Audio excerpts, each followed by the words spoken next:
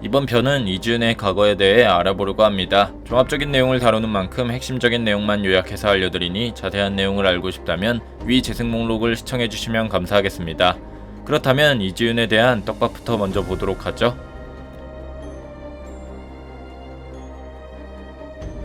이지훈의 떡밥이 다 밝혀지는 날엔 정말 외모지상주의가 결말을 뜻한다라는 의미로도 보일 수 있을 만큼 정말 강대한 범위의 떡밥이 존재하는데요. 현재 그가 굵직하게 가지고 있는 떡밥은 외모지상주의 주인공 형석이 두 개의 몸을 가지고 있는 사실을 알고 있다는 점과 어릴 적부터 최동수에게 트레이닝을 받은 인물이니 최동수의 정체를 알고 있을 것이며, 현재 1세대에 관련된 떡밥들 역시 그는 1세대의 정점에 있었던 인물인지라 그의 떡밥이 풀어지게 됐을 때는 이미 외모지상주의가 끝자락을 달리는 내용이 되지 않을까 싶습니다.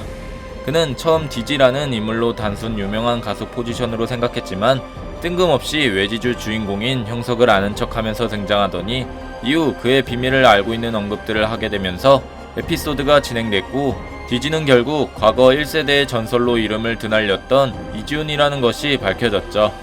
그는 문성 중고등학교 출신으로 어렸을 때부터 H&H 그룹의 회장인 최동수의 트레이닝을 받아 격투기나 공부뿐만 아니라 그림, 시, 테니스, 골프 등 사실상 모든 분야의 천재로서 고등학교에 넓은 장식장을 모두 자신의 트로피로 채울 만큼 엄청난 천재성을 지닌 인물이 바로 이지훈이었습니다.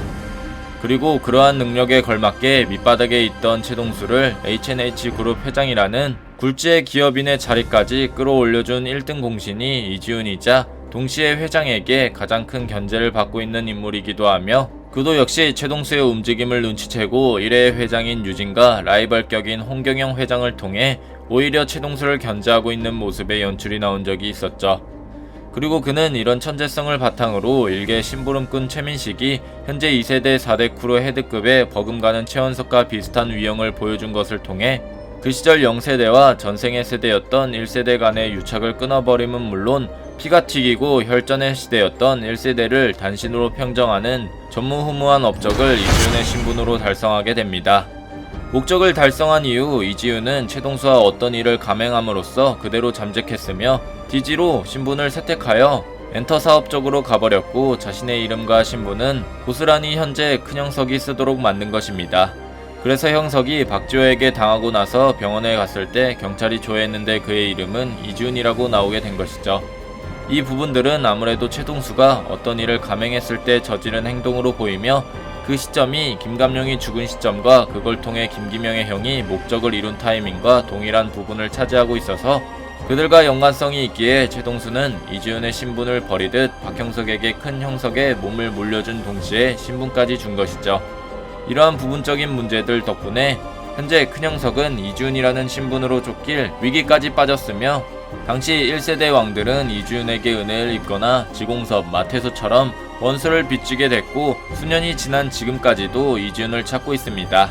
그렇다면 이지훈이 1세대의 전설이 될 수 있었던 비밀은 최동수 때문인데, 최동수 역시 그런 이지훈 덕분에 자신이 기업인이 됐음에도 불구하고 그들은 무엇 때문에 서로 견제를 하는 것일까요?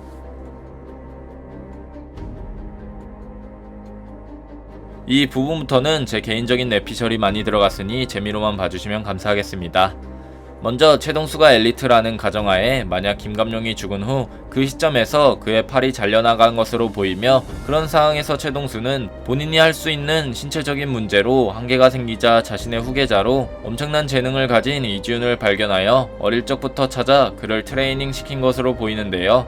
이 시점에서 이지훈의 부모님으로 추정되는 인물들이 형석이 찾은 사진으로 추정하고 있으며, 그 인물들 역시 최동수가 이지훈을 양아들로 삼기 위해 걸림돌이 된다고 생각하여 주인 게 아닌가 싶으며, 이지훈 역시 이런 점을 성인이 되고 나서 알게 되어 자신의 부모를 죽인 최동수를 이제 견제하는 것이 아닐까 생각하고 있습니다. 이러한 근거를 뒷받침해줄 근거는 바로 형석이 사진 속에 있는 은하 슈퍼를 갔었고, 분명 사진에는 엄마로 보이는 인물의 여성이 있지만 할아버지의 언급으로는 사람이 안 산지 5년도 넘는다며 그 집엔 애랑 아빠랑 단 둘이 살았다는 말이 있었죠. 그 말을 통해 알 수 있는 것은 5년 전 시점의 환경은 최동수와 이지훈이 살고 있었다라는 것이며, 은하 슈퍼의 가족 사진은 형석이 가족 사진이라고 짐작한 게 정말 이지훈의 가족일 가능성이 매우 높습니다. 그렇게 그들이 이사를 하던 곳이 현재 형석이 살고 있는 자취집이며, 그곳에서 그들은 0세대와 1세대의 유착관계를 끊고 시간이 지나 현재 4대 크루를 만든 것이죠. 다른 생각으로는 아예 최동수의 아들이 이지훈일 수도 있다고 생각했지만, 그렇다면 이름은 이지훈이 아닌 최지훈이라든지 최수정처럼 성씨를 사용했을 것이며, 현재 이지훈이 또 신분을 바꾼 게 아니냐라고 생각할 수도 있지만, 그렇게 에피소드를 진행하기엔 막연하며 최초의 성씨는 이지훈이 아닐까 생각하고 있습니다. 어릴 적부터 그를 키운 것이니 최동수의 딸인 최수정 역시 이지훈과 친해 보이는 관계이죠. 그렇게 최동수는 팔목이 날아간 시점에 한계점이 생겨 경지의 세대였지만 팔을 휘두르며 사용할 수 없기에 발차기를 주로 사용하게 되면서 이지훈에게 보이지 않는 경지를 배우게 함으로써 당시 1세대들이 지금은 사용하지 못했던 경지들을 그 나이대 시점에서 이지훈은 경지를 사용하며 그들을 공략한 것으로 보입니다.